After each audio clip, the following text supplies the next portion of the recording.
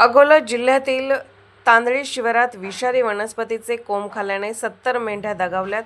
मेंढपाळाचे 10 ते 12 लाखाचे नुकसान. अकोला जिल्ह्यातील पातूर तालुक्यातल्या तांदळी शिवारात विषारी वनस्पतीचे कोंब खाल्ल्याने 70 मेंढ्या दगावल्यात. यामुळे खामगाव तालुक्यातल्या लाखणवाडा गावातील मेंढपाळावर अभूतपूर्व संकट कोसळलं. मेंढपाळ महादेव शिंगाडे हा आपल्या 150 मेंढ्यांचा कळप घेऊन पातूर तालुक्यातल्या तांदळी शिवारात आला होता. तर या कळपातील जवळपास 70 मेंढ्या एकाएकी मरण पावल्याने मेंढपाळावर मोठं संकट ओढवलं आहे.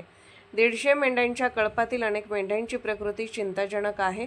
तर प्राथमिक माहितीनुसार विषारी वनस्पतीचे कोंब खाल्ल्यामुळे हा प्रकार घडल्याचा संशय व्यक्त केला जात आहे. तर या घटनेत मेंढपाळाचे सुमारे 10 ते 12 लाख रुपयांचे नुकसान झाल्याचा अंदाज आहे. मात्र नुकसान पाहून मेंढपाळासह कुटुंबियांनी टाहो फोडला. या संकटग्रस्त मेंढपाळाने शासनाकडे नुकसान भरपाईची मागणी केली आहे. दरम्यान घटनेची माहिती मिळताच पशुवैद्यकीय विभागाचे अधिकारी घटनास्थळी दाखल झालेत. मृत मेंढ्यांचे पोस्टमॉर्टम करण्यात आले असून अहवालाची प्रतीक्षा आहे.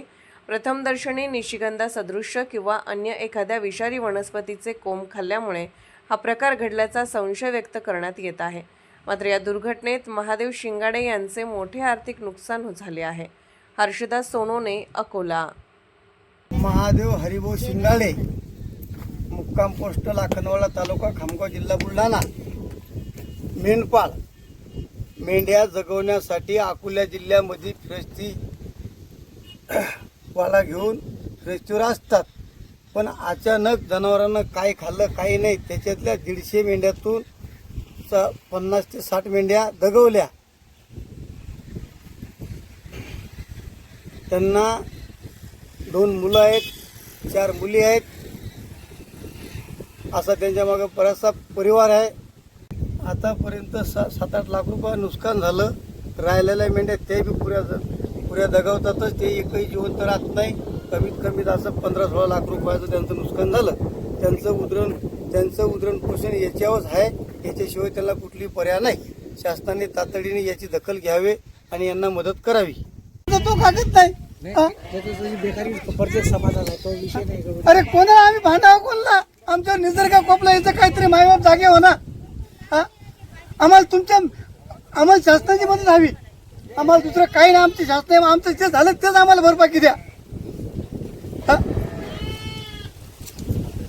आतून आत आम्ही परिस्थितीमध्ये गंभीर आहो ना.